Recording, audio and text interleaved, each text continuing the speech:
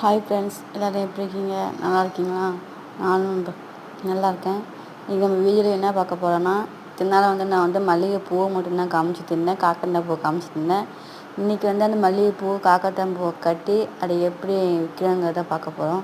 First காக்கரட்டான் பூவை கட்டிக்கிட்டோம். இது மல்லிகைப்பூ கட்டி இங்கேயே நம்ம ஊர்லேயே விற்றுடுவோம். ஏன்னா பூ இப்போ கொஞ்சம் தான் வருது, காய்க்கிற தான் வருது. அதை கட்டி இங்கேயே விற்றுக்கலாம். இதை தூக்கிட்டு நம்ம வெளியே எங்கேயாவது போனால் நம்மளுக்கு போகிற பஸ் காசு கூட கிடைக்காது. அதனால் இங்கேயே போட்டு கட்டிக்கலான்னு சொல்லிட்டு விற்றுக்கிட்டோம். அடுத்தது இது எடை மிஷினு. இதால் காக்கரட்டான் பூ போட்டிருக்கோம். காக்கரட்டான் பூ 100 கிராம் 20 ரூபான்னு சொல்லி கொடுக்குறோம். இங்கே இப்போ 65 கிராம் இருக்குது, அதை 10 ரூபாய்க்கு கொடுப்போம். ஏன்னா வச்சுக்கேன், நம்ம ஊரில் கிராம் அதனால் இங்கே அவ்வளோக்கா ரேட் கொடுத்து வாங்க மாட்டாங்க. அதனால் அவ்வளோ கம்மிக்காக கொடுக்குறோம். அது இப்போ கூடையில் மல்லிகைப்பூ, காக்கரட்டான் பூ, கத்திரிக்கோல், பர்ஸு நான் எடுத்து வச்சாச்சு.